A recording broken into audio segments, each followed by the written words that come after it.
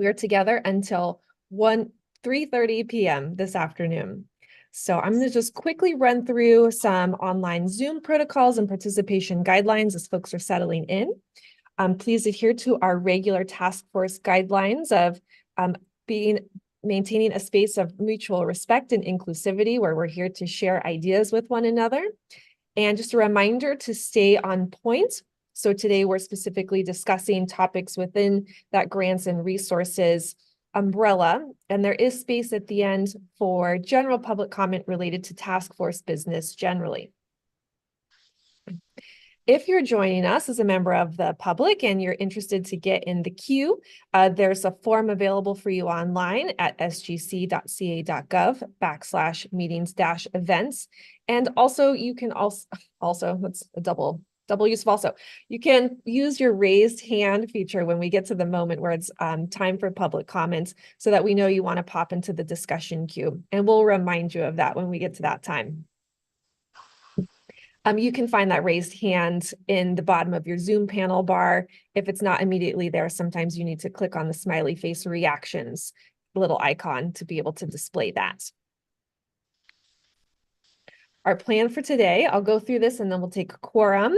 And we might need to do some quick modifications here, but we've got 2 hours together, and based on some feedback and conversation from the previous Grants and Resources Subcommittee meeting a couple of weeks ago, the group wanted to hear from some guest speakers on some topics related to financing and resourcing land acquisition. So we have a guest speaker joining us this afternoon, David Mancera with the Cultiva. I'll introduce David in a few minutes. And then we'll have about 45 minutes to an hour for that conversation. Then we'll pivot to work planning. So we got some direction from the subcommittee members on some research and materials to prepare to help advance these conversations. So we'll hear from staff on where we're at with those tasks. And that's going to kind of nicely blend into the remainder of our conversation on work planning. How do we take the work that we're doing so far and continue to advance that towards the development of recommendations? And then we'll have a moment to look at kind of our timeline for the near future for the next couple of months.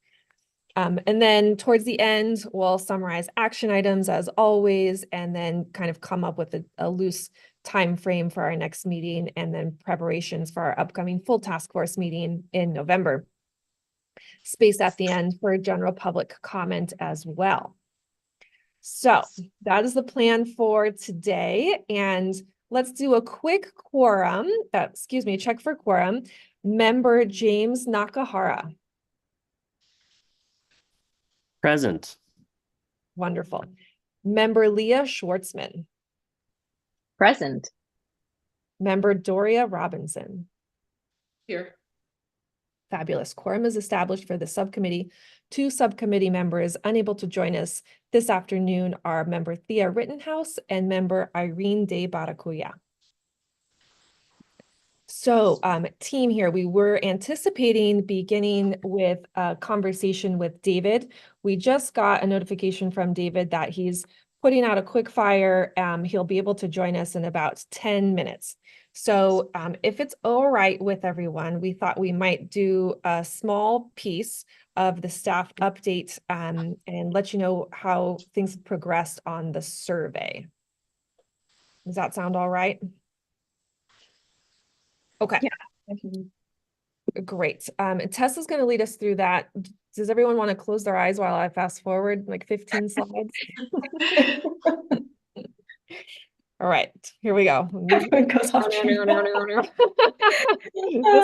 It's great. Okay. Yeah, that one.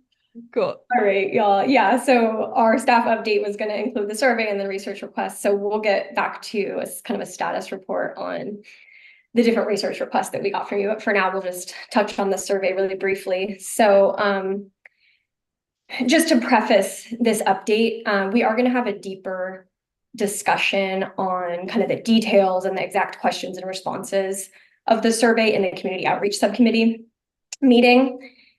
And then you also have a copy in your inbox, which we sent out last week, I believe, and we're requesting written or one-on-one phone call input from the remainder of the task force members. for detailed feedback. So we do want to hear from everybody, but we really are orienting the survey around the requests of the community outreach subcommittee. So that's why we're having the deeper conversation there. And yeah, we'll want to hear, your input on the format, the questions, and the response options, and anything else that comes up for you when you read through that. We did want to, do a little update here though, because you all had kind of talked about the desire to have a survey to support the work of this subcommittee. And what we kind of determined was that the best way to gather the data that the subcommittee was kind of pointing to and meeting is really going to be through those interviews to get more narrative, more nuanced understandings of the challenges with the grants and the other resources that you all are focusing on. So that's kind of our proposal. And then the purpose of the survey will then be more as like a community outreach and engagement tool. And so based on what the community outreach subcommittee has guided us on, we are anticipating doing this survey basically through the end of January, so that it can really inform the scope of priorities that we see in our first draft of recommendations. And we'll get into the timeline.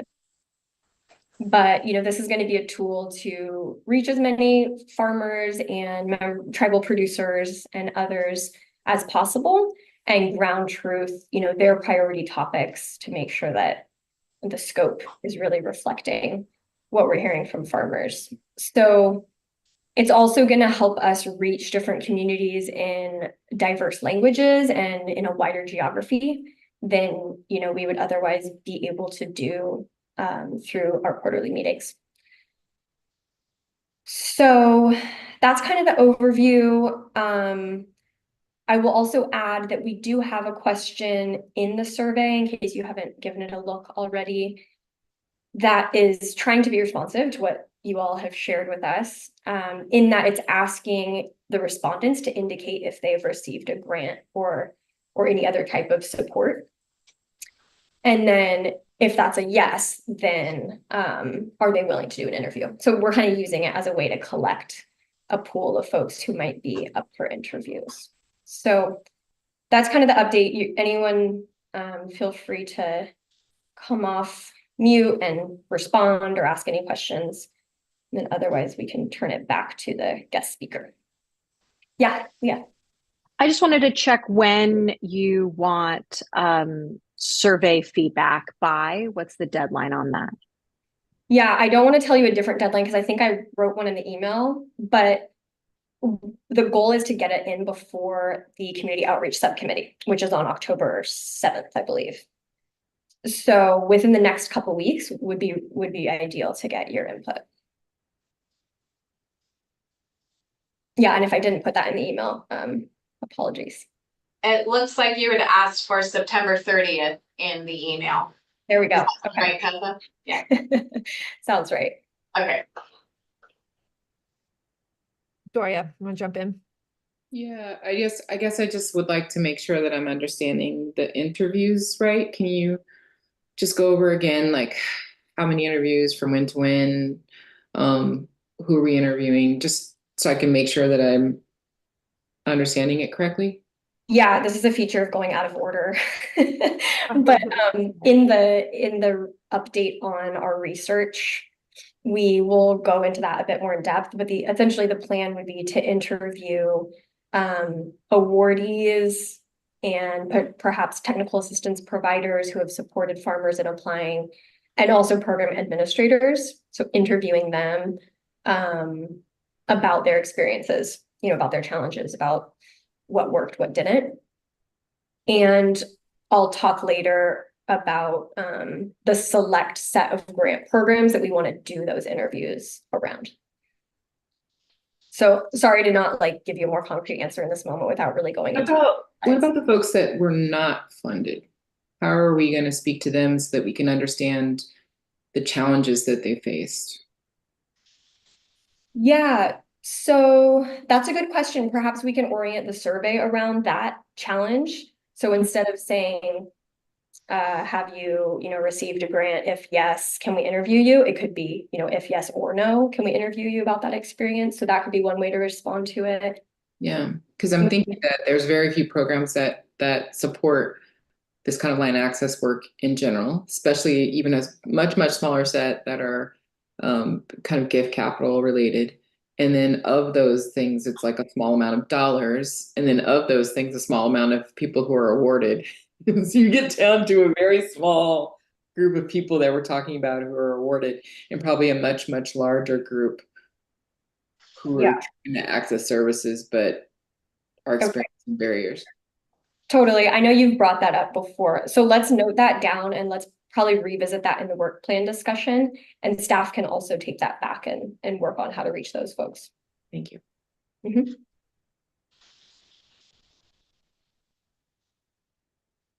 Okay, thanks. And I'm sure we'll have more to say about this idea when we get to that work planning conversation. David has joined us. David, thank you for being with us this afternoon. We were just trying to make a little use of our time in providing a quick update on the survey. So I'm going to flip back a couple of slides here. Close your eyes again. Okay, here we go. So we have with us this afternoon, David Mancera. He's with the Cultiva. We'll say more about that nonprofit organization in a few minutes. David will be presenting on resourcing land acquisition for equitable outcomes. That's a quick introduction for David. David sits on the California State Board of Food and Agriculture, but he's also primarily an agriculture and food business consultant. He's got 20 years, maybe 20 plus years in this industry. He supports things like land purchasing and access to land ownership, business planning, financial modeling, access to capital, things like that. So we're excited to have David with us today. He's got a presentation, a brief presentation. We have plenty of time to engage with David in discussion.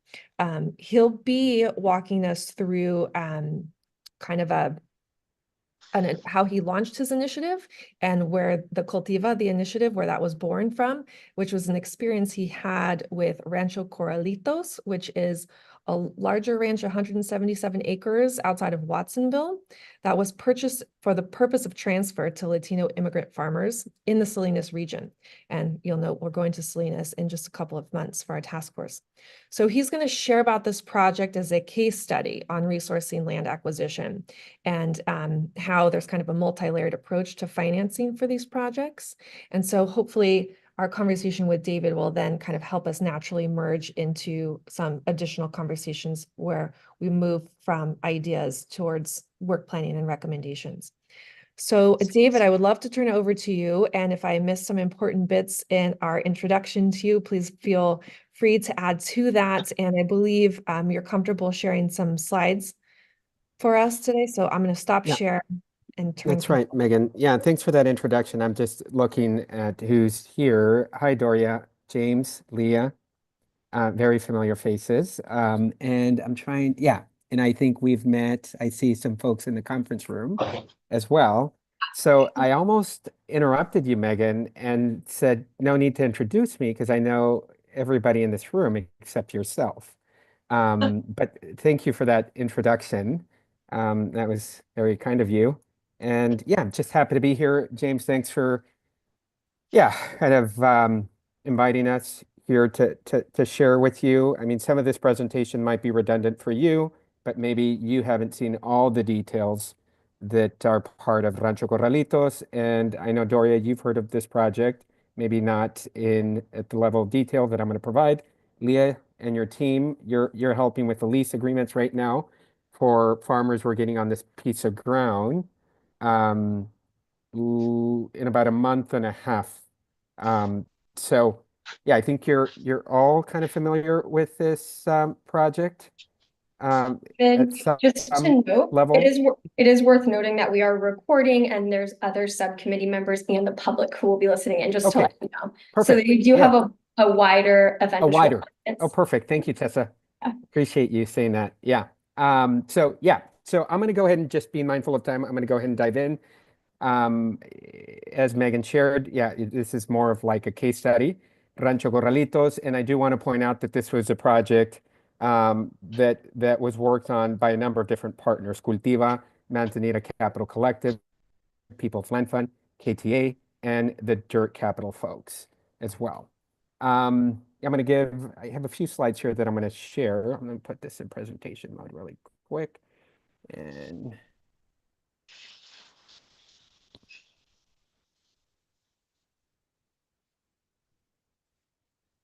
just to give a little bit of context, I mean, we've been doing this work with small to medium-sized farmers for the last 12 years. I mean, my background is in big ag.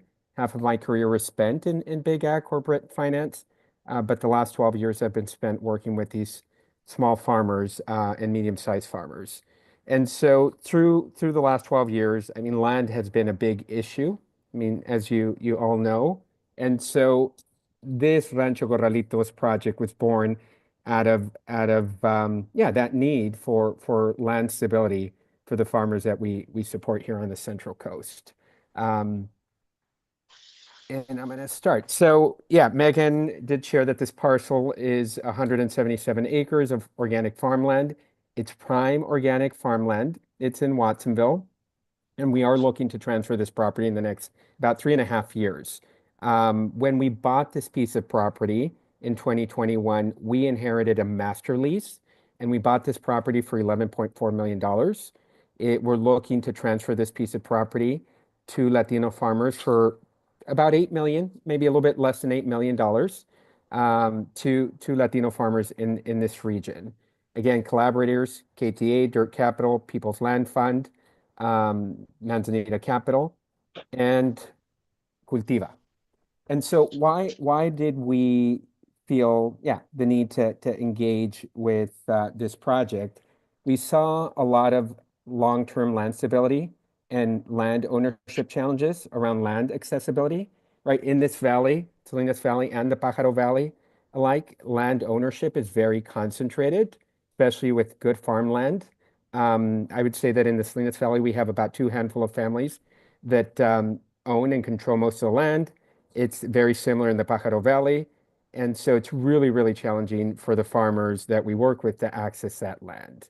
Unless you're part of that larger kind of network of farmers, it's really hard. And whatever land is available tends to be very low quality. And then there's a big mismatch in parcel size. Most of the farmers that we work with are farming between 15 and 50 acres, and it's hard to find that type of or that size of land. And of course, we all know that land in California is really expensive, especially here on the Central Coast. And so affordability is a huge issue. And then just like I said earlier, the equitable access to these opportunities is really challenging. Not only because farmers are not connected to this larger network of landowners, but also because of language and cultural barriers. And we saw this kind of as an opportunity, this project, to address the whole racial equity and justice aspect of our work. And of course, we believe that the farmers that we work with are, change agents, amazing ecological land stewards. And ultimately, what we want to do in this region is help support thriving regional economies. Here I show an example of what a farmer kind of profile looks like. Cecilia Rojas is a Latina immigrant here from the Central Coast, has about 15 years of farm work experience, and now has been farming for about 6 years now. Both Cecilia and her husband, Alejandro, currently farm about 20 acres. They've increased their acreage. But this is kind of a profile that we shared when we first started this project, because Cecilia back then was much smaller. But this is the type of farmer that we're working with. Kind of small beginning, less than 10 years of farming experience, and would benefit from this kind of project. I mentioned that we did buy this property with a master lease, which made the project purchase that much easier, because when we bought the land, we already had positive cash flow. What I didn't mention at the beginning of the meeting was that we were working with a really friendly seller, which also made this land transaction that much easier. It wasn't easy, but it made it that much easier when we ran into a few road bumps. Yeah, this property, I guess what I would also share about this property is that this property never hit the market. And so had it hit the market, the land would have been picked up by the big shipper growers and the bigger companies here in the region.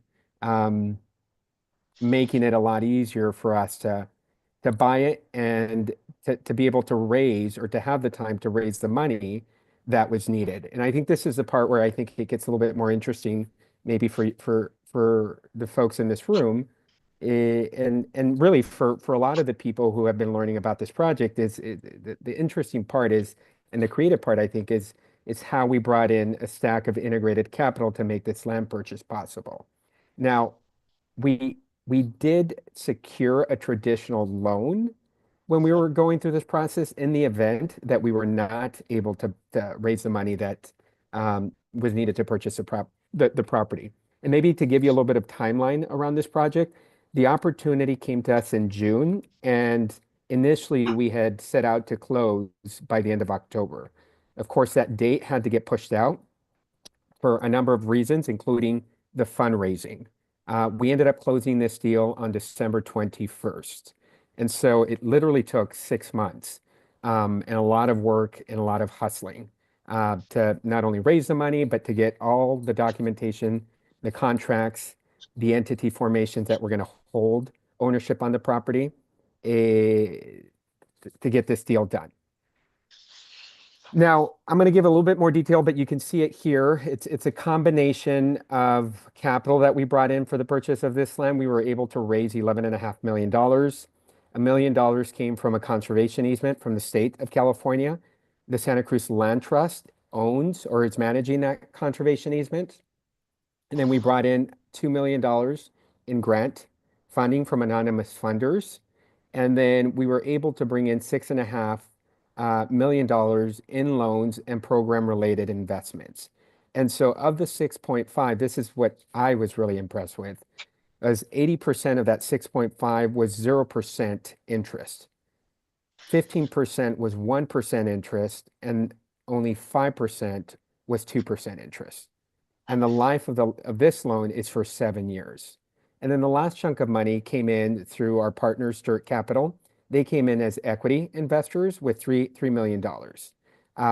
And Dirt Capital was a key kind of anchor capital for the acquisition. Plus, they came to this project with strong land acquisition expertise. They've never done a project on the West Coast or in California, but they've done many, many projects like this, not at this scale, but they've done a lot of land acquisition projects on the East Coast. They're from New York, so a lot of their work is in the New York area and surrounding states. Tessa, I'm going to stop there to see if there are any other questions about this. But that's kind of a quick run through. I know you had given me about 15 minutes. I think I've taken up the 15 minutes. And so I just want to open it up for questions. I do have some recommendations because you did ask me about recommendations. And so I do have some thoughts or suggestions on that. Great, you're on it. Yeah, I'm just gonna let the task force members jump in. Okay. David, I have a couple of questions. One of them is, can you explain what you mean by equity? What does that mean? What do they get? What do they get kind of, what does that mean? Yeah. And So then, yeah, I have go another ahead. question after that Go too. ahead. The question You can after that, it was just like, how are the farmers who are going to benefit from this land going to gain access to it? Can you explain that too? Yeah. So the first one is equity. Equity investment is, so yeah, Dirt Capital brought in their own money, right? They were a partner. And so they're getting a return, right? Like the loan PRIs are also getting returns. But the difference is that Dirt Capital was an active partner and participant in this project. The loans and the PRIs, the folks that we borrowed money from for this project, they're not partners. It's a loan. We're going to pay them back. We're also going to pay back Dirt Capital because the goal is to be able to sell this property to the farmers that we're working with. Now, to your second question, how are the farmers going to benefit from this? So we didn't expect to bring in farmers this year. I mean, we inherited the land, Doria, with master lease, and so the farmer who was farming the land when we purchased it had an agreement till 2028, right? To farm the piece of property till 2028. Because of the relationships that we have with these farmers, larger farmers, we've managed to, yeah, convince them to allow the farmers that we work with to get on that land actually this year. November 1st, we'll have KTA farmers, 7 of them, get on 88 of the 149 farmable acres. And so at least at this stage, we have brought in these farmers at lease rates way below the market rate to help them transition to this land. Now, we haven't gotten to the point of how we're going to sell the land or what's the criteria to select farmers yet. We're working on that process, but we do anticipate that some of the farmers that are leasing the land, Doria, this year will be also owners. And that's going to be kind of like the financing on the back end that KTA in this situation is going to help these farmers navigate and secure.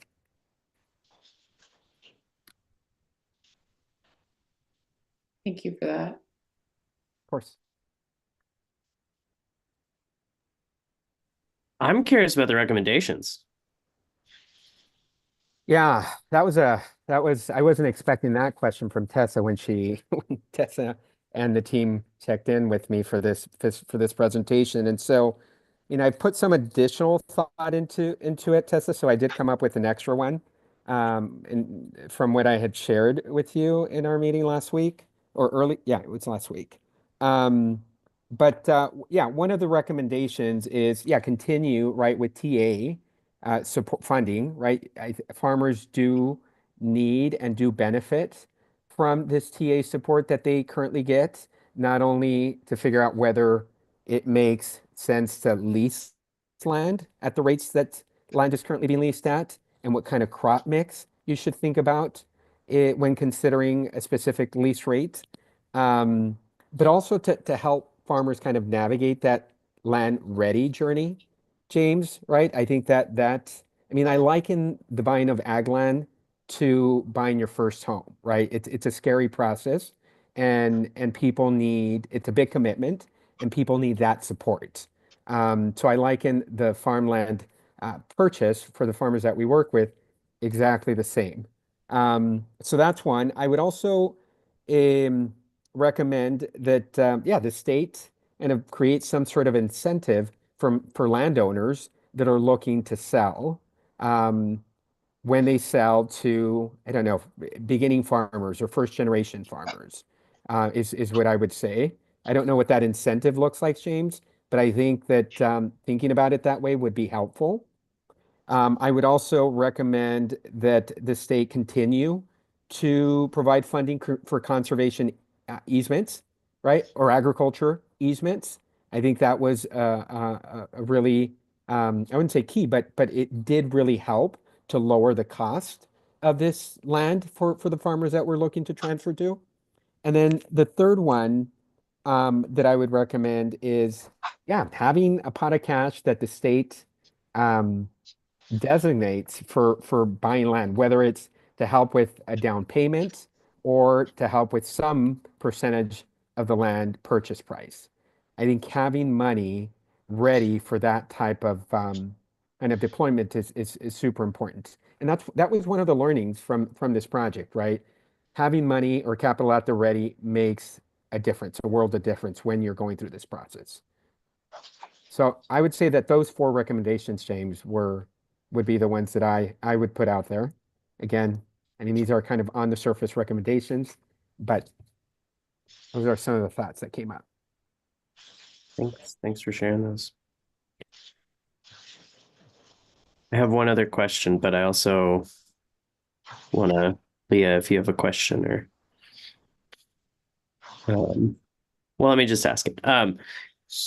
If you could do, like, if if there was a like a Monday morning quarterback, like you're like, what, what would I have changed around the smoothness of this? Or like what was like, I mean, you kind of talked about this with like the needing the rapidly available capital to just to be there.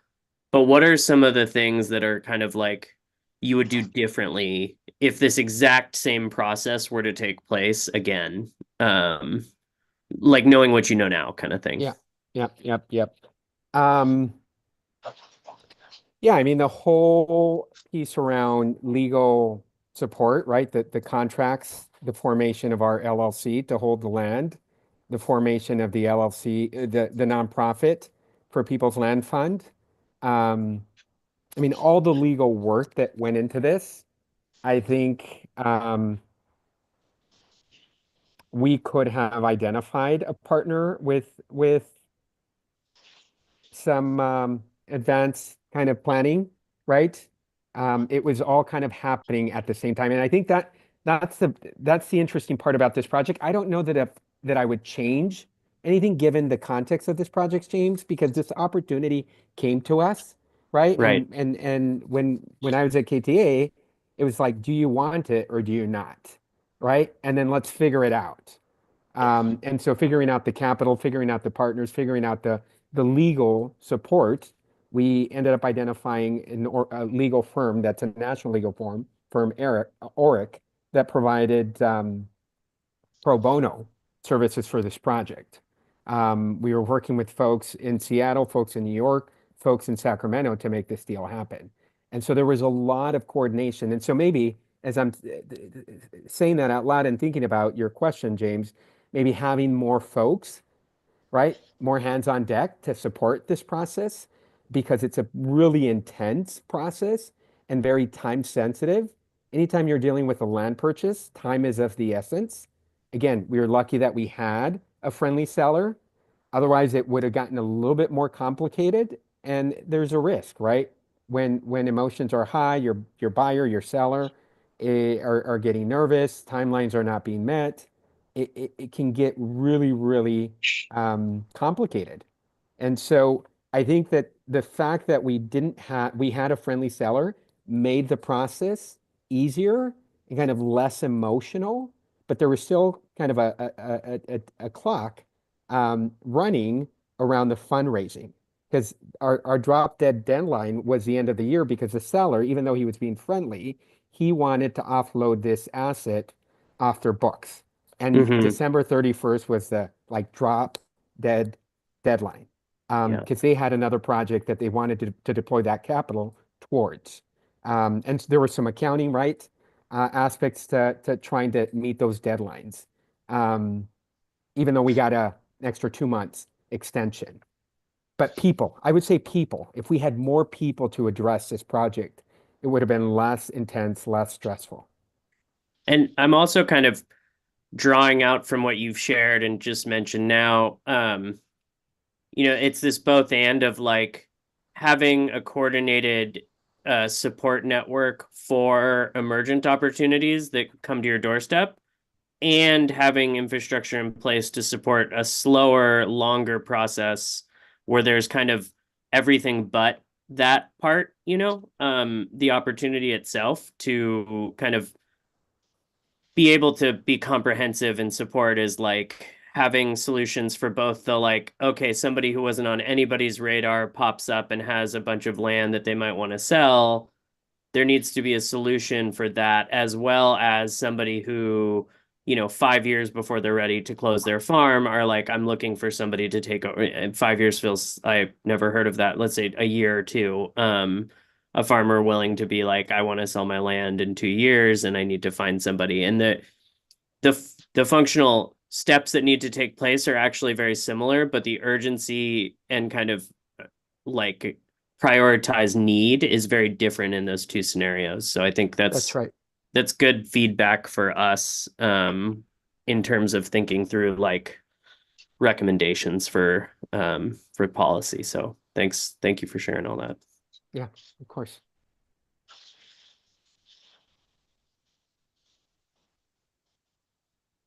Jump on in, Leah. I'm also just, I'm noting um, the ecosystem of organizations that partnered together in order to facilitate this capital stack strategy.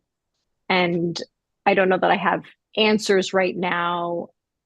I think I just have more questions about, you know, that with these creative strategies, it takes a village. And so, how do we think about facilitating these transactions and acquisitions at scale when it really just takes so many resources and so many individuals to come together to facilitate this kind of creative and time consuming and often short timelined? You know, a lot of farmers are not in a position to act quickly enough for so many opportunities that become available when they become available, and are not liquid enough to be able to compete on in this competitive market. So it's just I'm throwing out all the questions, but you know, just thinking about the task of this task force being to think a bit more en masse about some solutions. You know, do we just need to clone the David Manceras of this ecosystem? How do we further support organizations that are doing this important work and provide the support for them to be able to do more? Yeah, so if I may just kind of build on what you've shared, Leah, and what you're making me think of about this project as I reflect on this project through this conversation and the questions that have been asked, Doria, James. I mean, you're making me think of, there are two pieces that I think about in this work. There's your tangible infrastructure that goes into executing or making this kind of project happen. And then there's like your intangible, right? Assets that helps, or infrastructure that helps support, right? And as I'm thinking through that, I think a big piece to just name about this project was that I think it wasn't just David, Leah, or cloning the Davids, because I think we can find more Davids out there.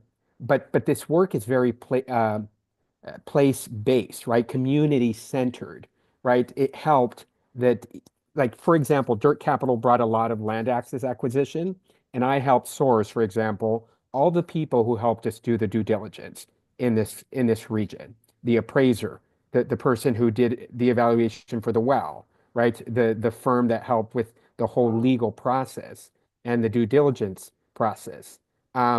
Because I had familiarity with the vendors in this region, it was easier to identify the service providers that would support this project. And I think farmers would struggle with something like that, right? So unless you have somebody who can source those resources and service providers that would help or contribute to the process here, would be super, super important. And so, yeah, I to your point, Leah, it's like, how do you support that ecosystem of folks and organizations to make this happen? But yeah, I think the big one is like, land is very place-based, right? And so it's important to think about the community in which you're doing this work and who are those folks who understand that area. I just wanted to kind of put this on the record and kind of make sure it's a part of the notes. And that is, it really sounds like, because of the complexity of these transactions, it'd be really good to kind of map the types of support you need, so that we understand like all of those different players that we would need in each region, you know, and can think through what that means for supports or for grants or for whatever it is. I feel like we actually need that asset map in order to kind of overlay it in different regions and to understand what does that mean for the recommendations that we have. I don't know if we have that asset map that describes all the things you just said, like the wells, you know. Yeah. I totally agree. And maybe if we could ask David for a tiny bit more homework of like, just a representative like list of types of people that need to be involved in something like this and mapping that out in addition, like I think knowing how many different people you need that are wearing different hats and which those hats are will be really informative for replication in other places, potentially. Yeah, James, and what I would say to that is I think like a FarmLink of the world and AFT have those resources. The Right. resources are out there, right? I mean, there's nothing that we did that's like new and innovated, right? It is complex to Doria's point, and having a document that outlines that work is important. And the resources are out there. We have organizations who are doing that work like FarmLink and American Farmland Trust or California Farmland Trust.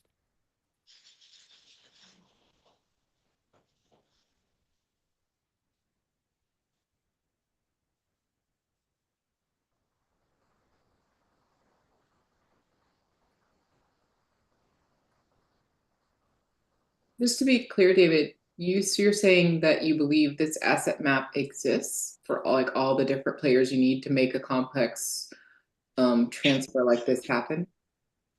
Yes, so I would say that the service providers that are needed to do the due diligence for a land purchase, yeah, the assets are out there. The map, I don't know if it looks like a map, Doria, but there are lists out there, and I mean, List I of can the go, different service yeah, providers, but I almost think of it as, you know, not the service providers, sorry, yeah, so maybe I'm saying something different than what you're asking. Are you talking like, yeah, the professional, like a list of CPAs, a list of lawyers? yeah, not that, but Okay, actually, that you need a CPA, that you need a lawyer, that you may need somebody who's going to yeah, go into your well, that you may need, somebody who assesses the property, assessor, or this or that. yeah, Like there's a constellation of different folks that go into a land sale. It's not just whether or not you have money. right. Right. So those assets, and I mean, I would have to go back to the websites, but FarmLink, I believe, has a resource like that. And American Farmland Trust should also have a resource on their website like that. We can maybe start with those and then build something that might be more detailed or even more applicable to the space we're in. I mean, Um, I would love it if staff could gather that thing and then we look at the existing grants and other resources that are out there, the things that we're considering in this subcommittee, to see if they're using that understanding so that the resources that they have available provide those things. Or if they do, or do they not, Yeah, that's a great addition. I have a related question, David, which is just to kind of be explicit about this, what about that group of organizations, that resource ecosystem, made it possible to secure the backup loan?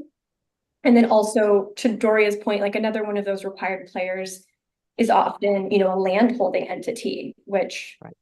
sometimes is not present in those transactions. So if you could speak to that. Yeah. So Dirt Capital was a partner who secured the conventional loan, right? I mean, they're in the business of acquiring land, and so they have a network of traditional lenders that they work with. Right? And of course they also have the assets to back them up, right? For a loan of this magnitude, 11.4 million dollars. It's not pocket change. And in terms of holding the land, what I will say to that is that again, when Anthony and I, because we both worked on this project from a KTA perspective, we're at KTA. I mean, KTA was fiscally sponsored and couldn't hold the land, couldn't own the land. Our fiscal sponsor did not want to take on that additional responsibility. And so after kind of trying to figure out who we could partner to help us hold the land, we just decided or concluded that it was best for us to hold the land. And so People's Land Fund became a nonprofit, right? And then we formed an LLC in that process that would be the landholding entity. People's Land Fund Watsonville LLC that owns the land along with their capital, right? And so People's Land Fund nonprofit was the single member for that People's Land Fund Watsonville LLC land ownership corporation. And so we did have to kind of navigate that whole kind of entity structure, and the different entities that were going to be part of the ownership. And yeah, there was a lot of work that was done kind of thinking through that process and entity formation to be able to purchase and hold and own the land. But again, it was one of those things where it kind of just happened. And so like now going forward under the People's Land Fund, I mean, this is why the People's Land Fund exists. It's to help with the legal infrastructure to hold property on behalf of other organizations or people that might need that support. And then there's also a capital piece tied to that work. But again, People's Land Fund was born out of the need for this project. Or the formation, I should say. And sometimes am I right in saying that sometimes that's just a kind of a matter of what entity can just receive, like can be collecting on this large volume in a way that is not like extremely tax prohibitive or like puts the burden on the eventual end user, purchaser, operator in the interim. I can think of at least one project in the North Bay where similarly there had to be like a nonprofit entity formation in order to kind of smooth out the like complexity of all these different stakeholders coming in different places. So I might be mixing a little bit, but yeah. If I'm understanding, James, what you're saying, there is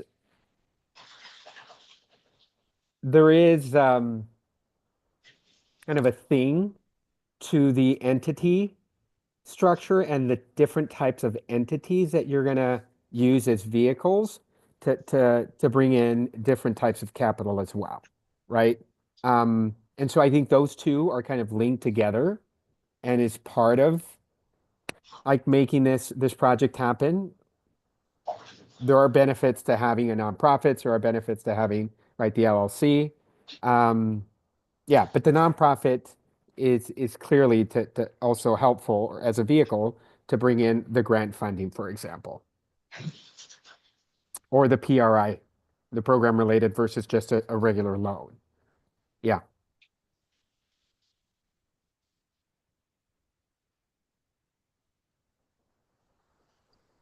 I have another technical question, but I want to make sure the task force members are prioritized. So feel free to jump in. No, okay. I'm also curious if task force members had any reactions or reflections on those 4 recommendations that David put forward. I know we're kind of exploring them indirectly, but did anyone want to kind of unpack those a little bit or offer support or?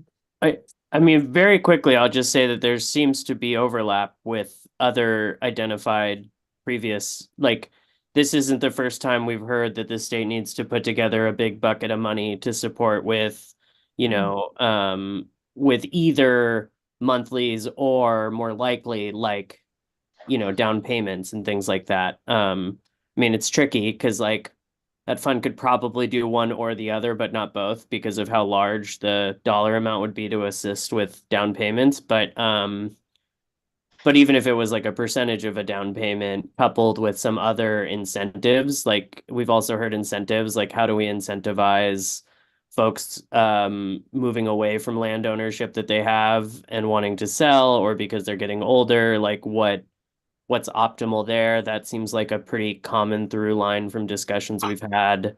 And then I think it's just pretty clear across like multiple subcommittees that the resource support network is pretty foundational in terms of like having the resources to be able to do this type of complicated transaction, and just so that in general farmers have the resources that they need to be able to like succeed.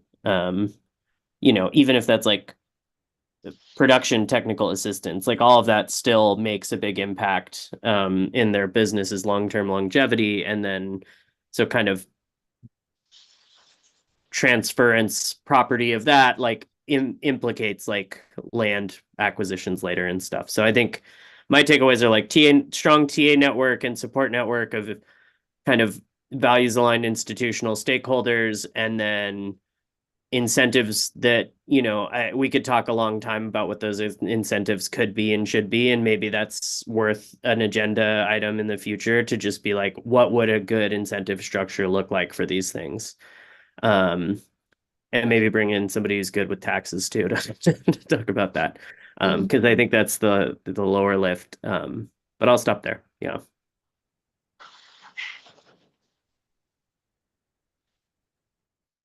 Leah or Doria? I don't have anything substantive to add. I think that those are recommendations that are in line with some of the conversations we've been having, and I identified needs and opportunities. So I second them. That's a thing to do at this moment. But I agree also with James. And didn't I see that we're maybe going to create a working group that might talk about tax incentives and other, yeah. So I would want to talk to some specialists in that area. But I know that there are other examples from other states where either transitioning from a retiring farmer to a beginning underserved producer has different tax incentives attached to it. So we would not have to start from scratch. There are definitely other examples of that. I would also do a little pitch for us to take a look at some of the recommendations that have come out of the USDA Beginning Farmer Advisory Committee. I participated in the last round of that, and there were direct aligned recommendations with exactly what we're talking about from the succession subcommittees and the land access subcommittees. So we don't have to totally reinvent the wheel here either.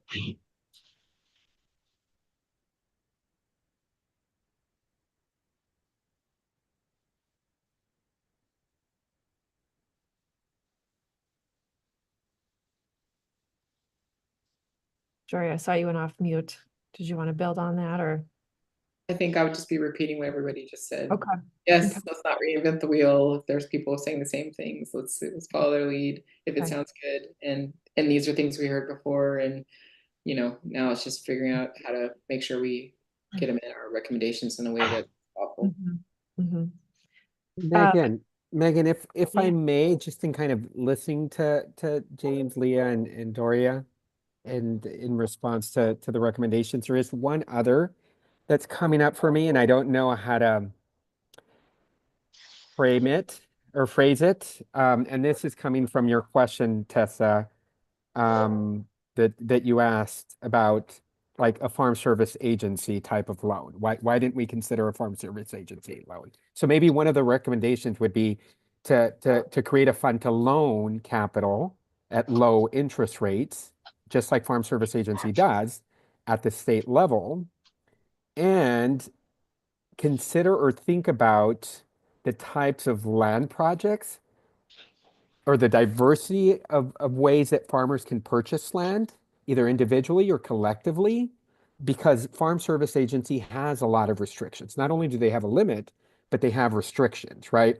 And so it's not easy for a group of, say, 4 or 5 farmers to come together, buy a piece of ground, and have all of them borrow money from Farm Service Agency to collectively access the capital needed to purchase the land, right? So there's a restriction there. And I don't know how to phrase that recommendation, but it's really about making loan capital available at low cost, but it's friendly enough to support the types of land purchases that might come up in collective groups.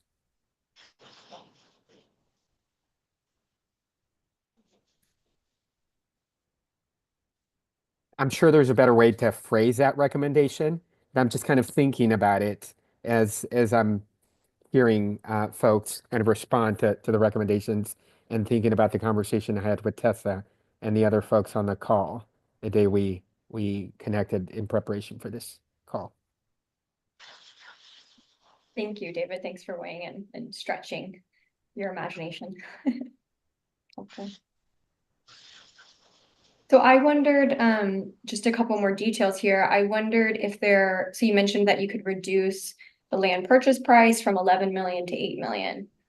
So can you share the mechanisms you used? I know you mentioned conservation easement. I don't know if there's anything else in there.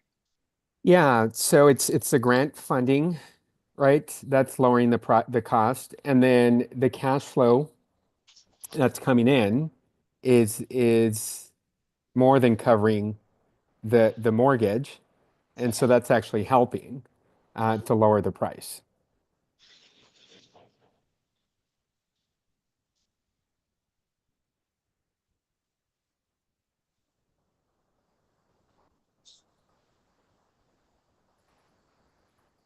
Okay. While we have David, and David, you have a magical breadth of experience here. And this group has also explored ideas related to other things in this grants and resources umbrella.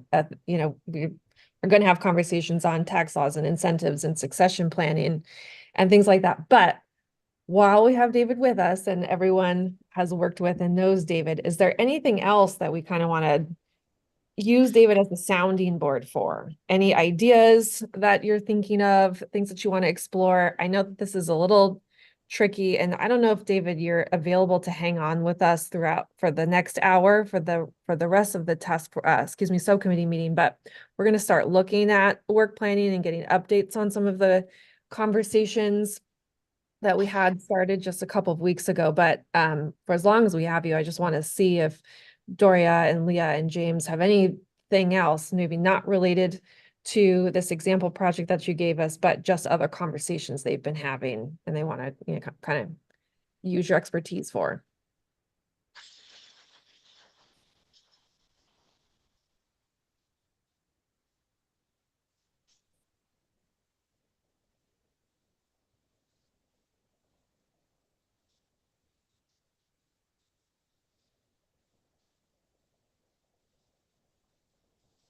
I mean, Okay.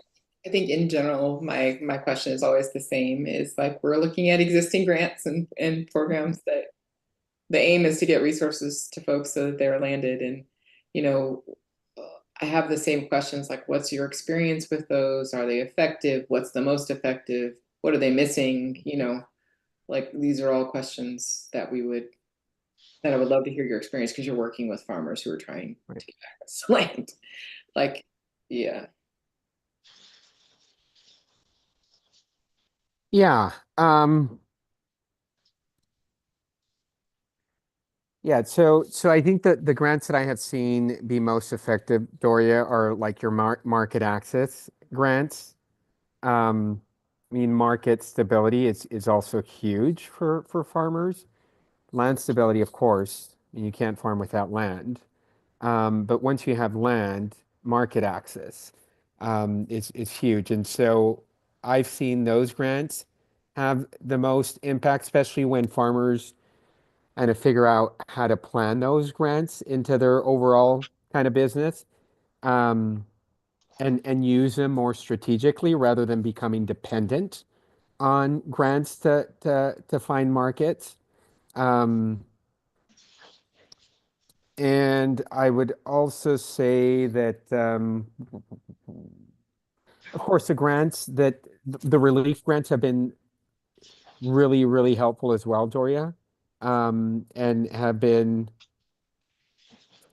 yeah, just critical in those moments, especially for farmers who have been struggling not only with markets, with land, right, with all things. And then here comes a natural kind of disaster or these atmospheric rivers or fires that impact their ability to produce. Farmers that we work with have very thin margins, to make mistakes or to have a crop fail, much less stomach any kind of external shocks to their operation. And so those relief funds I think, have been helpful. Um, and then the other one that I would say is like market infrastructure is also huge for farmers. I think those have been really, really helpful and useful. Whether it's yeah, well, whether it's to buy equipment that's going to help them, for example, refrigeration is a big one that I can think of. Helps farmers kind of extend shelf life, and it buys them time to find markets or to find a home for their product.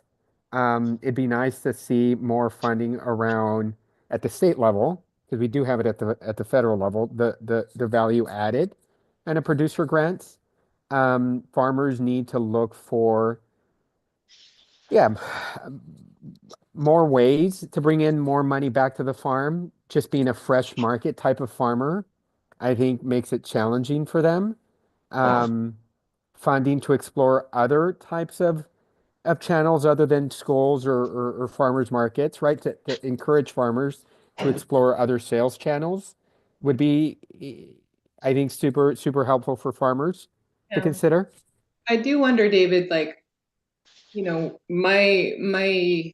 thoughts so far as we kind of looking at all of the existing programs, the grant programs that are explicitly, or at least say they're explicitly, are there to help increase access to land for disadvantaged farmers or tribal communities, is that there are not many of them.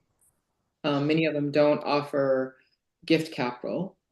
And there are lots of barriers to entry so that many disadvantaged farmers can't access them. And I guess my question to you, because we have this kind of like finite or like very focused goal of addressing land access. And this committee in particular is trying to evaluate, make recommendations around existing programs that say that that's their goal.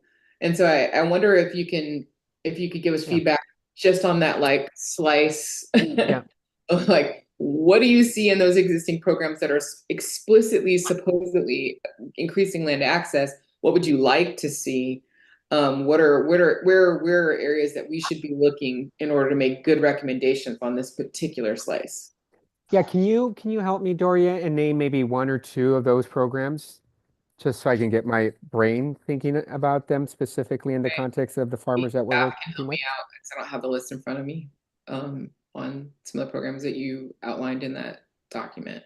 Salk would be one of them, David. Sustainable Okay. agricultural lands conservation would be Yep. one. And there's the land, mitigation grants as well. And I don't know if you have others you want to jump in. Does that help, David, give you a sense? Yeah, that helps. So I know of those two funding programs because I'm working with Monterey County RCD, Resource Conservation District. And so, Doria, I mean, those programs are not going specifically to the farmers that we're working with, right? In this situation.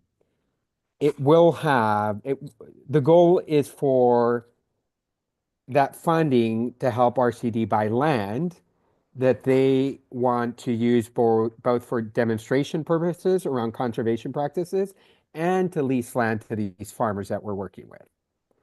That's how it's going to benefit them, right? But it's taking an organization like the RCD to take the initiative. Again, my knowledge is limited around this funding right now.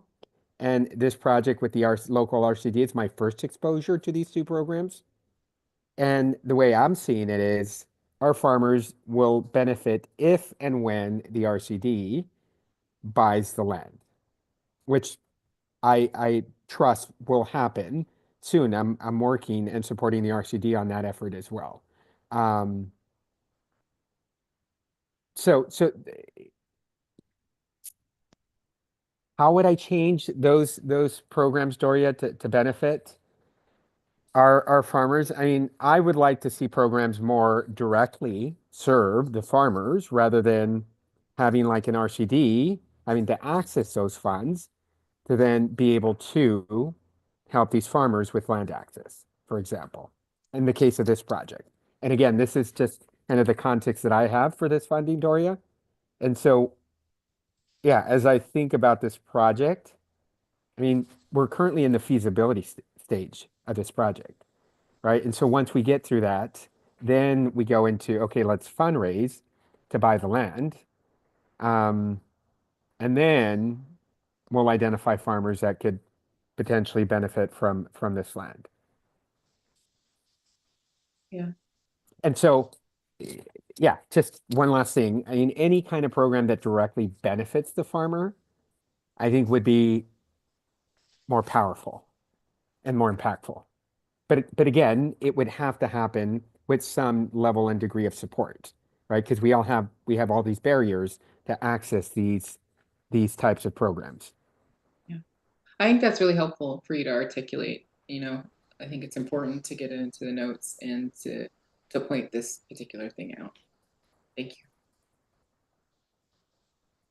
you. David, it sounds a little bit like you're saying, like, sometimes the only way that some of these grants work is they're like they only work via some version of a gatekeeper versus other, like the ones that, like, in an ideal way there would be less gatekeeping, more kind of like, to your point about, it's hard for a group of people to go in together to get an FSA loan.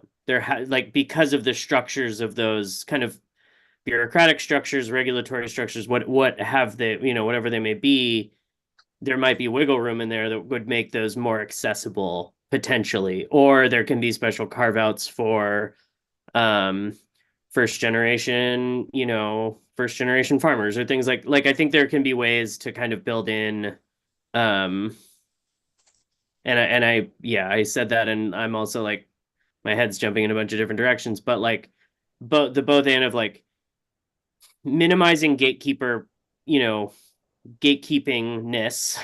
writ large, and also making sure that the programs that are working are like scaled up in addition to some of these other recommendations. Yeah, well, so yes, and I don't know that I would call them gatekeepers, and I'm Yeah, not gatekeeper is saying, not the right word. It's like the only entity who can hold well, it. and I don't know if the RCD in this case, sorry, James, I don't know if the RCD is the only type of entity that can access, but Right. for example, let's assume that they are one group or subgroup that can access and does access this kind of funding. What I don't know, and what would be nice to see, just in thinking of your question, Doria, is, for example, if the seven, eight farmers that are eventually gonna buy Rancho Corralitos collectively could come together and access this funding Right. for the purpose of this project, right? I mean, that would be ideal. That a collective group like the folks at Rancho Corralitos could go to the state and say, can we borrow low-cost capital for the purchase of this larger parcel? Again, just kind of thinking about creative ways to make land more accessible because it's so expensive and you don't normally find it at the right size for the farmers that we're working with, right? And so if 100, 200 acre parcel comes up and you have 10 farmers that are willing to come together to purchase it, again, not knowing what the county general plan is for Monterey County or for Santa Cruz County, I don't know what the minimum parcel size is, but looking into those things to help farmers kind of navigate that space.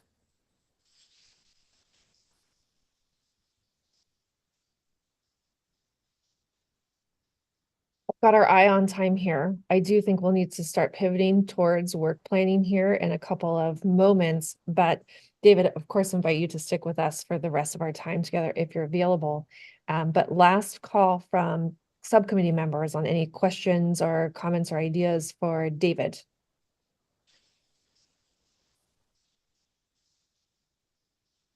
Not that this is our last opportunity to engage with David, but for this afternoon. I was just going to frame kind of the last few thoughts. Obviously, the most direct way that we can get funding and resources to the farmers themselves is the ideal scenario. But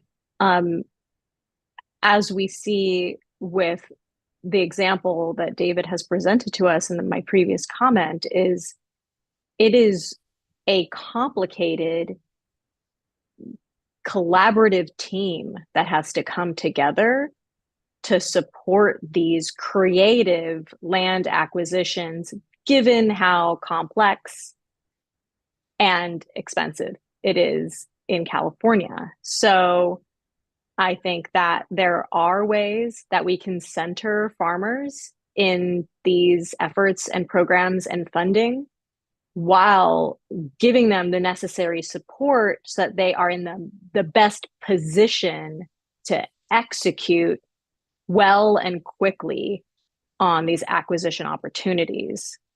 And I think I just have the same questions about how and what it will take to be able to get that to happen at the scale that we need it to happen to really turn the dial up on land equity in California.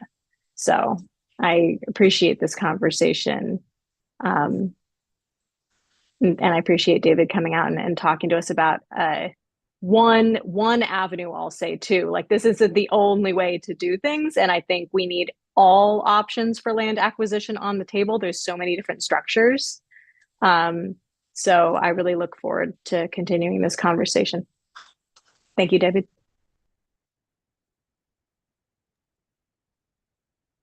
Yeah, no, thank you all for this opportunity, for the questions.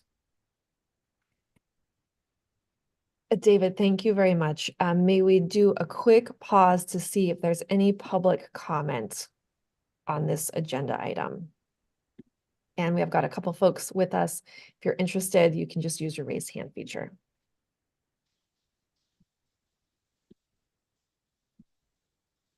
Okay. Seeing none. Bring my screen back up quickly. Tessa's going to support the work planning conversation. We've got maybe 8 slides or so with updates from some of the research requests that we got last time. And then we have 2 slides with a proposal on how we might be able to work together over the next couple of months to start to further explore these ideas and move towards recommendations, as always, just so you know what's ahead. But I think we'd like to keep this conversation fluid. We're a small group here, so as Tessa walks us through these slides, task force members, feel free to unmute, jump in, ask questions, give direction, reflect, all that jazz. Sound good? Yeah. Thank you, everyone. Cool. Thank David, you thank you so much for joining us. Thank you. All right, I'm hoping my voice holds out. Megan, are you going to share the slides if you don't mind? And then Are we not seeing it? I'm screen sharing. I see it. It's there. Okay, okay. Oh. Do you see it, Tessa? Great, okay. I don't, but if everyone else does, that's all that matters. I can. Oh, no.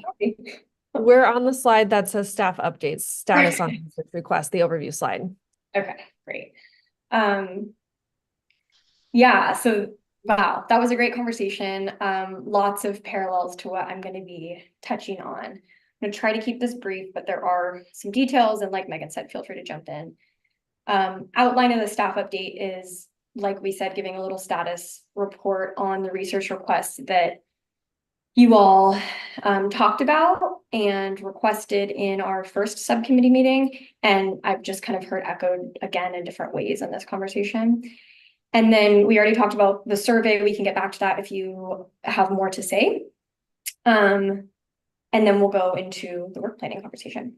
So you can go to the next slide.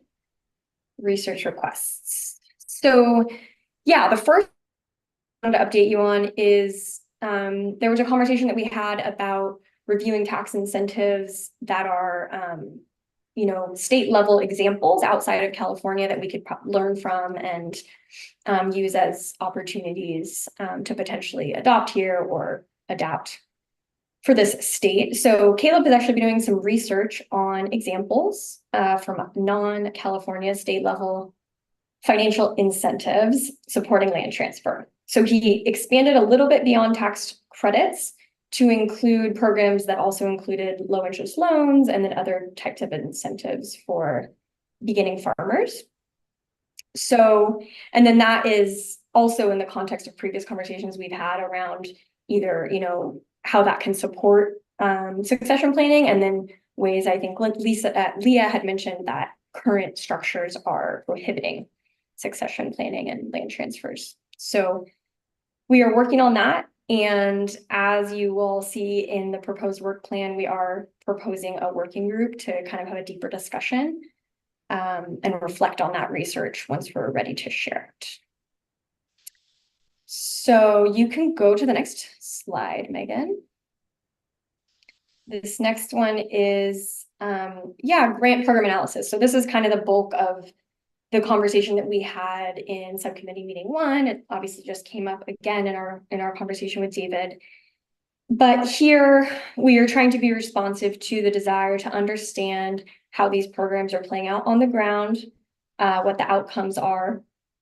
And so based on what we heard from you, we've selected 12 key grant programs from that list of about 50 to do a deeper dive on. And so the criteria that guided that selection of those 12 are that these are programs that are government administered.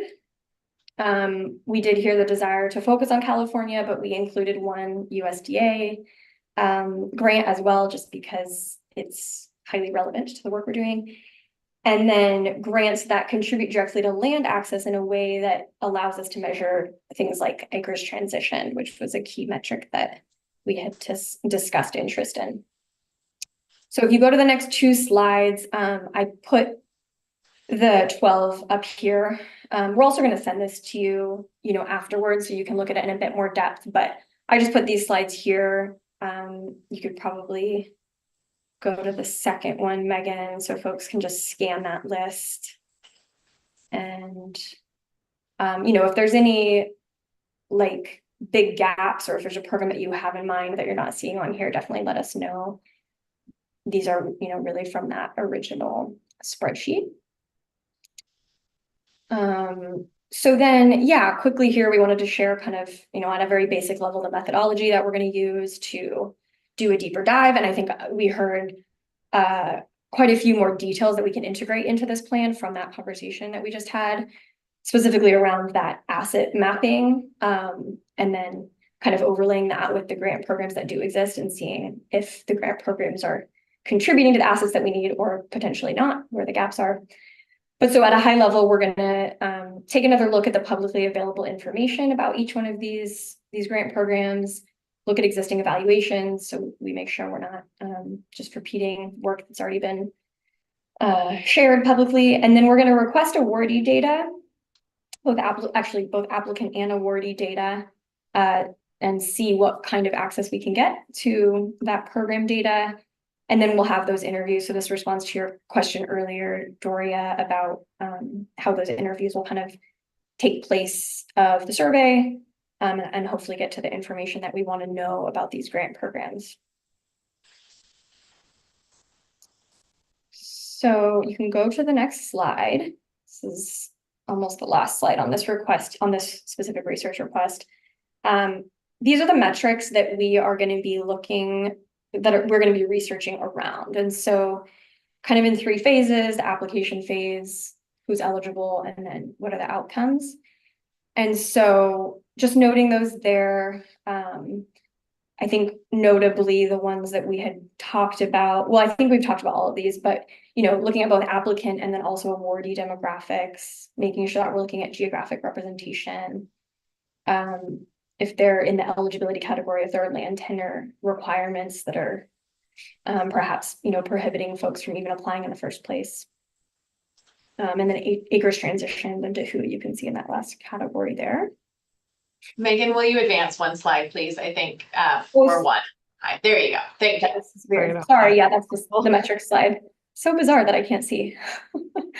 Tessa, just really quickly, the new Zoom has a toggle you might be able to see a toggle at the very top of your screen. You can either see Megan Wiley's screen or the attendees. Do you see that? I have it up, so I'm just going to mess with it because I don't want to get into Sorry, keep going. But anyway, okay, so those are the metrics I was just kind of walking through. That's what we're gonna, and then like I said, we need to offline then do kind of like an overlay with everything that we've just talked about and what we will talk about today. So we might add to this list. But that's what we're working with. And then to the next, oh yeah, so that is really the grant program analysis that we're planning on. I do want to just pause, if there's any like red flags or questions, or feel free to jump in.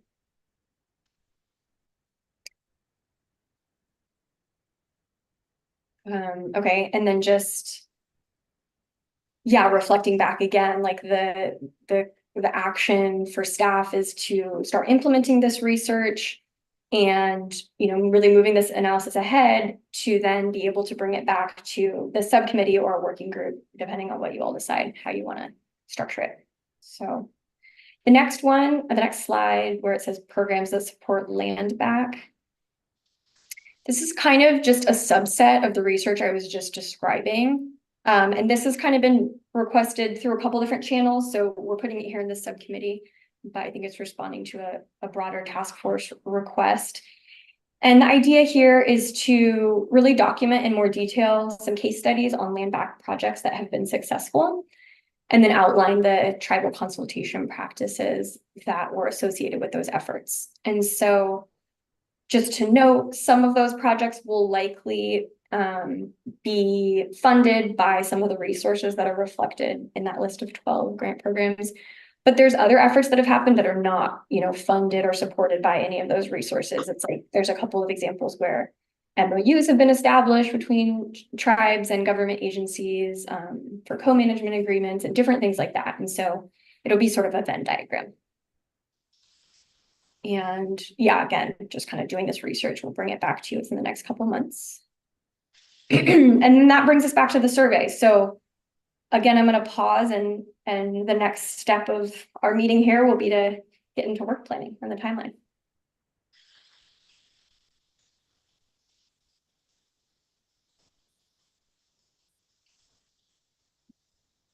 Hopefully all that work is sounding good to you all, and you're going to be ready to roll up your sleeves and do some reading of staff analysis in the coming weeks. Cool. Yeah. Okay. I think it was really great how you really captured all the things we were concerned about. I'm looking and I feel like you got it all. Oh, good. I'm really glad to hear that. Okay. Yeah. Please, everyone, unmute, jump in. Yeah. Yeah. You don't have to wait for us. So we'll keep going until you tell us otherwise. All I'll right. just really quickly second Tessa's comment earlier that we will send that list of the sort of sample of that larger list of resources that we were thinking we'd do that deeper dive. And so if right now nothing's jumping to mind, do please, when you have the chance, take a look at that and let staff know whether that seems to be a pretty representative list. And just if you have thoughts, because we'll use that to really jump into the research. Just wanted to note that one more time. James, sorry, I think you unmuted. Oh, I just unmuted to second what Doria had said. Yeah. Thank you. Great. All right. Well, we can go to the next slide, moving towards recommendations. It's just kind of getting us in the zone here. Totally. Oh yeah. I'm like, I mean, we're kind of already in the zone. kind We're of- very deep in the zone already. I was going to give you a moment to get in the zone, because I was like, let's put this slide in here so that we can reframe, like reground ourselves when we're looking at all of this work that we're in process of doing. Plus we're hearing from folks like David, plus you all are doing your day-to-day work, and it's a constant infusion of information and probably swirling around ideas all the time. So just to kind of ground us in the work planning conversation that we'll have for the next 15 minutes or so, 20 minutes or so. Always thinking about our time frame and moving towards recommendations, thinking about kind of what's coming up for you all in terms of priority, like something might require an enormous amount of effort in terms of research and understanding, but it might have a tremendous impact. And so maybe we want to invest our time in that. Some things might be pretty obvious to some folks and maybe lower hanging fruits and easy to address because you work on that daily. Maybe that becomes a priority for that reason. But this is all to say, kind of don't be afraid to do some of that mental prioritization for yourself as we think about work planning.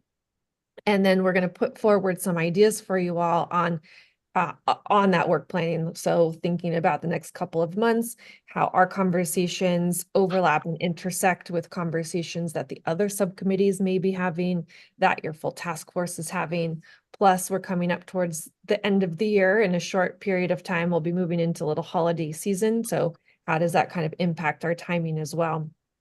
And how can we really slice up this work into some more manageable pieces, if you will, and then kind of come back together. So refresh in the space of work planning recommendations. Tessa, back to you. Thank you, Megan. Yeah. So we just have 2 slides here. You could toggle to the next one just as a preview. The next one is more parallel to what we sent out in the briefing packet. And then if you go back to the first one, Megan, this is just like a higher level summary I wanted to start out with. But the goal here is now really to go back to you 3 and the other subcommittee members, hopefully at a later date, and talk about what are your priorities? So like Megan was just saying, what do you want to spend your time on over the next few months? We've proposed 3 topics here based on what we heard in the first subcommittee meeting. And you know, we're proposing that you divide up into working groups, like you can see in the briefing packet, and then come back together, you know, to share ideas.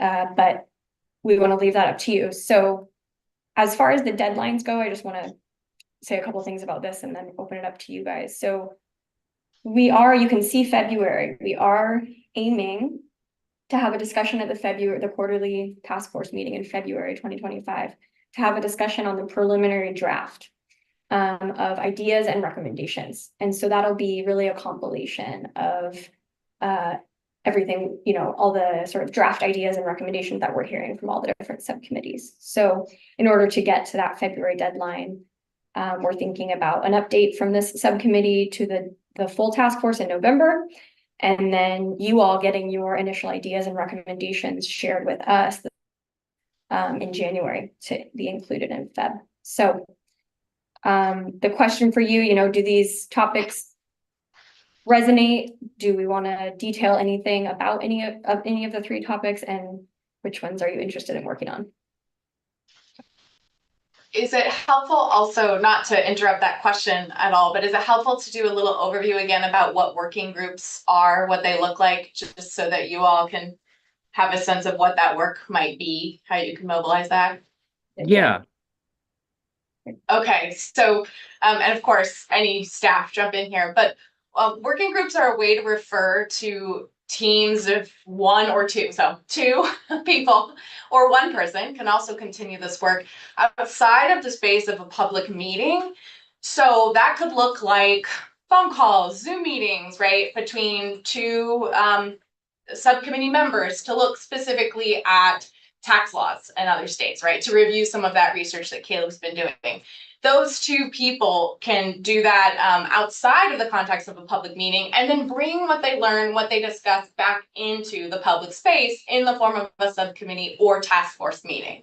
So it could be something like 2 people want to have a phone call to talk through it, and they want a staff person there to help take notes. The staff person doesn't have to be there. It's just a way of moving work along. And another way to do it, of course, I know everyone's got a lot of meetings on the calendar, is to actually make shared documents that only those 2 working group members and then staff, if you need staff support, have access to, so that you can actually start drafting some ideas, drafting some thoughts, responding to one another in that space. So that's what a working group could do and could be, to kind of move things along in between those public meetings. And then of course that information always comes back to your full subcommittee, your full task force. So hopefully that's helpful. And then, but Tessa's question was also a really important one, didn't want to cut that off. Given that context of what kind of work you can be doing, Does this align with that? And do you have ideas for how you want to jump right in?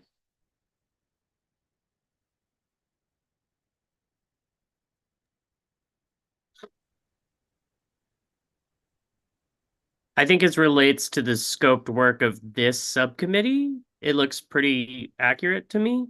I would be happy to join a working group that works on drafting ideas and recommendations. One, I didn't know where to plant this as a flag of consideration, so I will just plant it here. But like, one thing I think will be really helpful for the final product is to have examples of like hypotheticals, like a scenario. Like, let's say you are this type of farmer. Like, this is your situation and you want to move into land. Like, how would that look? What would the steps be? What, like for various scenarios, across, geography, across demographics, across things like that. I think having a little like thing whereby people could be like, okay, how does this work for me? Looking at hypotheticals, being like, okay, this is how it would work for the closest proximal entity in this kind of hypothetical scenario breakdown. That could be really useful. So food for thought, also like not attached to that, and that could be a bad idea, but it felt important to say. And then yeah, I think the timeline makes sense to me too. I think the pieces that are the most interesting that I would want to work on in a working group would be grant program outcomes, incentives, and transition. You got James on all of them. Yeah. I would like to work on the grant program outcomes, and I could also work on the land transition financing.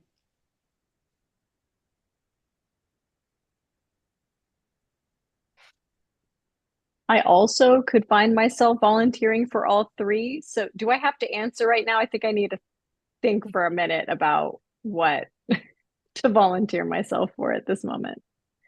You don't have to answer right now. We're going to have to maybe probably do some then back end sorting, because we also would like to check in with the two subcommittee members who were not able to attend, Thea and Irene, because we confirmed we can add them to working groups, even though it's outside of this conversation right now. So we'll follow up with them and see if they've got interest to do any work on it, either of these, but we just have that 2-person maximum for a working group. And I did want to just add so that if subcommittee members do sort of have ideas, you already know some of the things that you want to share, that can be, you can send that to staff outside of the context of a working group, and then that actually gets worked through in a subcommittee meeting, right? So not to say that the only way to continue mobilizing or working with these ideas is between two people, but rather to say that if you have things you want to continue working on, that is wonderful, and staff can work with you to make sure that that comes back to your subcommittee and to your task force, that we make the space for you to do that. If we can only have 2 for the working group and Leah, you want to do it, I'm happy to not. I mean, I feel like your like lived experience and institutional acumen relating to all of these is really valuable, and I would be coming more from like a problem solving kind of like what I think could work versus like what works and doesn't a little bit. And I'm happy to like relay my thoughts through staff too, if that sounds like that's a totally viable option. So yeah. Indeed. Yeah, and I think I'll say I will do 2. Mm-hmm. Oh, and I have balloons. Hooray! I made apparently a very large announcement just now. But recognizing that there are a couple of folks who aren't here right now, I'm happy to be plugged into whichever 2 you want to place me in also. So just, yeah, I'm okay being flexible, given my interest in all 3. I think I would prefer to just be in one, so I could do a really good job on that one and focus on it and go deep. That would be the grant program outcomes. And if there's additional support needed in the financing land transition, I'm also interested. I just don't want to spread myself too. I think Understood. that's great. Also, I don't know if this is any, kind of relief or anything, but really how deep of a dive you all go as working group members or individuals is kind of up to you. That February deadline where we're looking at preliminary drafts might be more of an outline of ideas, and it could be kind of concepts with some level of rationale, right? Like you're like, hey, here's an issue, and we're going to summarize an issue in 1 or 2 bullet points, like succession planning. Here's problems with succession planning. Boom, boom, bullet point. Here's our ideas for a recommendation, shorthand bullet point, and here's the rationale for these recommendations, shorthand bullet point. So we're not expecting necessarily in a couple of months' time for folks to sit down and draft 2 or 3 page narrative recommendations on any particular idea, unless you're so inclined to do so. But we're trying to kind of help us move in that direction. And you're going to have staff support. But at the end of the day, this is your product as a task force. So the language that gets used and endorsed by you all or finalized by you all should be language that everyone is comfortable with.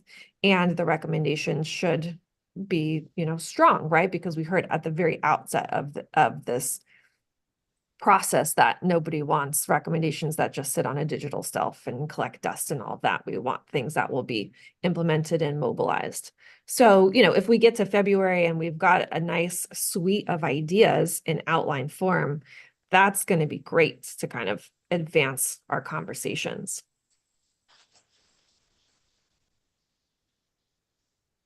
And so then we'll have time to meet here. I'm just going to go to the next slide, right? So we'll have time to meet a couple of times and the interim, like maybe you all get on the phone one time in October and start, sketching out some ideas related to financing or tax laws. And keep saying but there's some ideas that we already have captured from all of your previous conversations. So you're not necessarily starting from scratch. We've got some things written down for you already in the work plan. And we're also going to be able to expand on that based on today's conversation as well. And the homework that we've been doing that staff has been doing from the last subcommittee meeting. Yeah, that's what I was going to add. So keeping in mind, the research that I shared and then the speaker we just had today, I think for those of you who have just, expressed a preference for any of these topics, are there, do you feel ready to start massaging some recommendations, or is there another level of research or a speaker that you want to see? We want to hear that information right now as well. There will never be enough speakers that we could, like I want to hear what everyone has to say all the time. And also we have a year left, so we should start massaging recommendations. Great. Yeah. I'm so the working groups can invite a subject matter expert to speak to them. Yeah, that's another good detail to add. Yeah, so in thinking about the format of that, yes, Leah, to answer your question, that is totally possible. And we would probably turn it into like space for that like hour or whatever it is, and invite the rest of the task force members to listen in. And so it would almost be like a subcommittee meeting. And then the working group could go away and talk about it together and come up with recommendations. But which is to say that if we're going to bring in a speaker for a working group, we want to give that learning opportunity to the whole task force, just like we do for the subcommittees. Great. Yeah, I can see bringing in like a tax law specialist person to show some kind of examples from other states and whether they're okay to use in this state, and whether any modifications to those are going to be helpful, or implications galore when it comes to tax law. So Yeah, this was something came up in the subcommittee meeting we had yesterday. Like, what is the best format if we are going to have a speaker who might be addressing topics that a range of task force members would be interested in? How can we actually facilitate that within the, confines of Bagley Keene? So we will definitely consider that and kind of report back on ways that we can do that sort of work. I did want to say that, like, as task force members, though, you can have conversations, right, with your communities, with people and that can be part of what you then bring into the task force. So there are formal ways to do this, and then there are also, of course, ways that you are always doing homework, right, always getting new expertise to bring in to the work you're doing. Just wanted to say that too.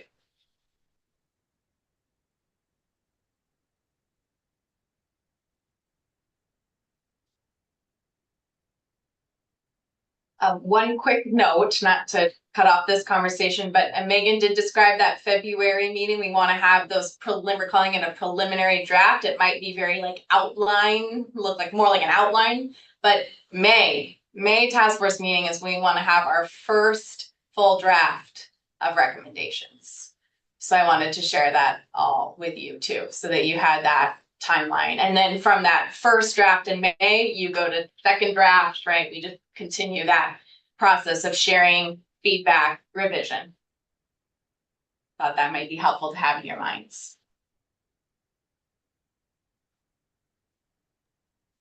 So what do we think? Maybe do a little offline coordination, set up some calls for working groups. This one's tricky because we don't have everyone here and we've got these big topics. Hearing, of course, that tax laws and incentives is going to be a big one. We're going to want to bring in some expertise on that. We might be able to do that by end of October, maybe early November. Any recommendations for folks that we should reach out to, we'll take. But on the in-between, we definitely have Doria working on grant programs. Leah, you got 2. James, you can do 2. But we're still squishy about which ones. Yeah, Aside I think we can probably talk to the other 2 subcommittee members on a one-on-one basis in the next week or so. Okay. And do some matchmaking. And yeah, per this timeline, if folks feel like they can do some of that legwork in October, the working group style, then we can get ready to share an update at the November meeting, which doesn't have to be recommendations, but just an update of what y'all are working on. And then perhaps, the idea is to maybe have like a subcommittee meeting before February. So I think I have 2 on here, but maybe that's not as necessary. Perhaps we can just do one, the end of November, at the beginning of December, to really come back as a subcommittee and talk about all the different draft recommendations or ideas that we want to be reflected in that February draft. So I think probably one more subcommittee meeting, by the end of the year would be good to talk about too, unless you all want to. Maybe it's too early to say if we want to. I think, I know we're figuring this out real time together here, but some of the conversations you are going to have are contingent on the research that Caleb and Tessa have been working on, right? So that might require, an hour or 2 hours of conversation sometime between now and, like, say, mid-October, over the next 3 or 4 weeks, if you're working on the grant program working group. And then we'll see how far we can get on the tax laws and incentives. We've got land transfer and financing is a question mark. Kind of thinking we're going to need to be fluid with the working group, and kind of depends on the scheduling of the 1 or 2 people who are participating in those. And then I wonder if what we just do is, in our minds, tentatively expect to reconnect as a subcommittee, say the last week of October or first week of November, just to kind of check in as a small group and exchange updates from working group members, and then confirm what we'll briefly report out on at the November full task force meeting. But we don't need to necessarily commit to that right now or schedule that. But in my mind, I feel like we have some direction. We need to connect with the other two subcommittee members and do a little matchmaking, as Tessa explained, and then kind of see how far along we can advance these separate conversations in smaller working groups. Can I ask Reconvene a question? status update. Yeah, of course. Was the reason why the grant program is working group meeting that it's in December is because we need to get the interview information back first? Is that that's why it's It's going to be more research, yep, and then the interviews will take a bit more time. okay? I mean, in light of that, I mean, I was just worried about overbooking, but if there's not going to be anything to look at until later, then I could participate in one of the other earlier working groups as well. Great to know. Thanks, Victoria.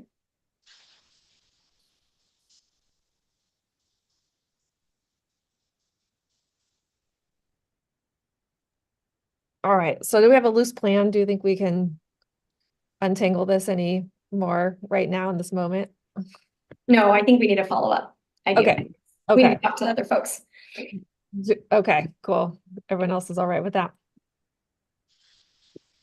Great. Is that our last one? Yeah, that's our last one. Which is perfect timing. We only have about 10 minutes left here if we need it the full time. But I think next steps. Megan, can I just jump in Oh, again yeah. really quickly? Sorry. Sure. Do you all have a stated preference on the working group format? So in the last subcommittee, they were both kind of like, we want a working document. That would be best. But if you all are interested in actually getting something on the calendar, staff can support, or you can just set up a phone call. It'd just be good to kind of get a sense of what the preference is there. I have no preference. Okay. Google Docs are great, but no preference. Okay. I think maybe in our matchmaking effort, we can start that out with sort of a shared place doc, basically. And then, yeah, we can coordinate with those members, those working group members, to see what works best for you. Doria, did you want to add anything, Doria? Or yeah, I think I'm on the same page as Google Docs are great, but I don't really have preference. I'll use whatever it is we need to do. okay. All right. Thanks for that. Go ahead, Megan. No, that's good. We'll figure out the best mechanisms to work collaboratively as we move forward.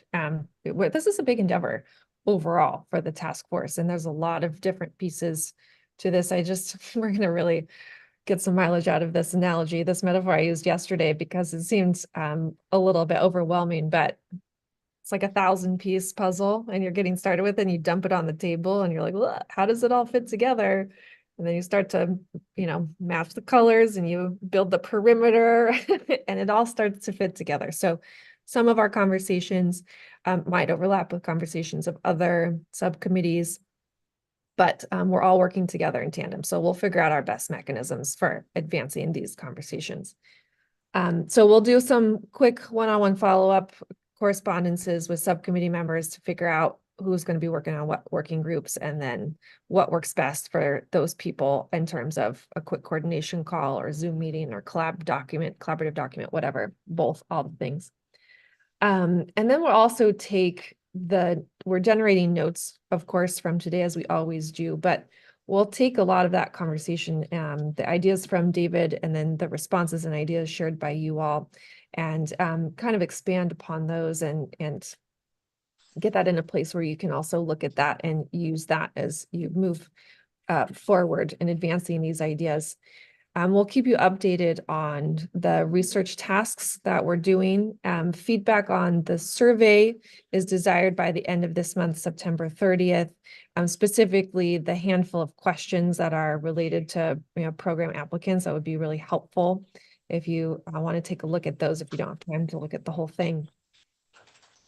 And then we'll send out the slides will get posted, but we'll also send out the list of those 12 grant programs that we're doing a deeper analysis on, and then kind of work that into the timing on when these smaller working groups can meet.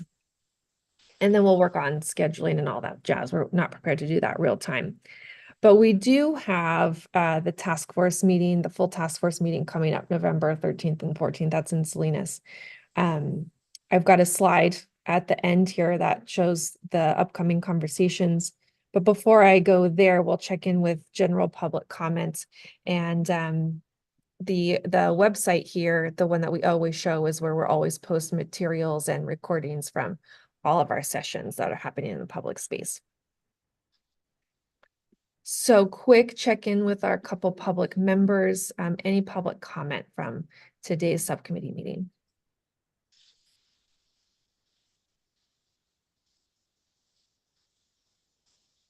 Okay.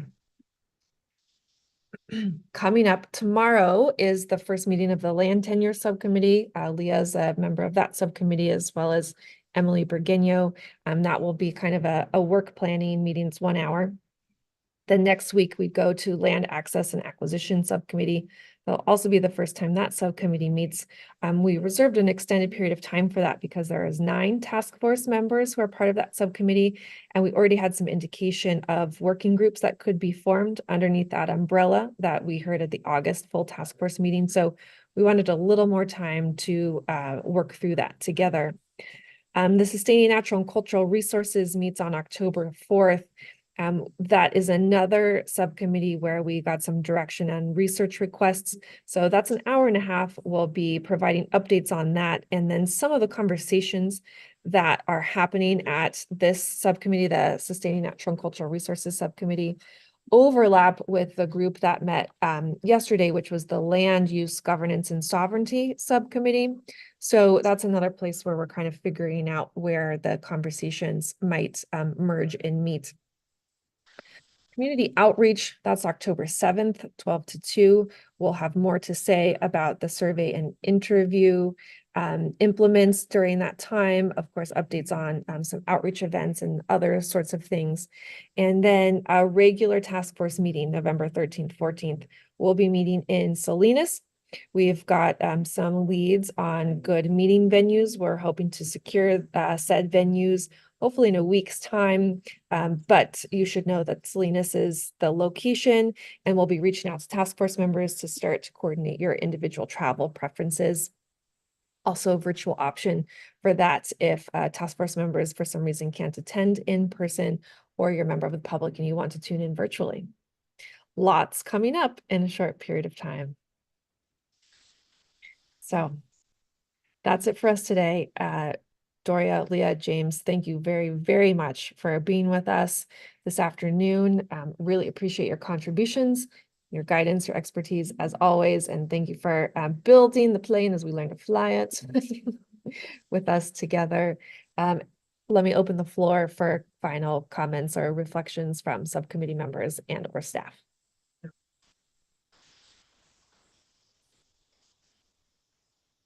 I just appreciate all the work you all are doing to support this process. We would never be able to do this without everything that you do.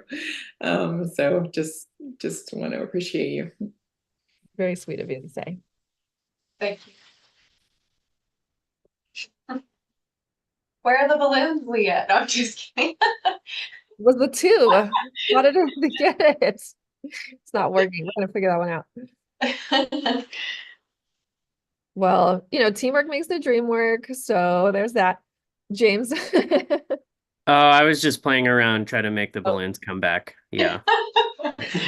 Okay. My dancing fingers aren't helping. Thank you, everyone.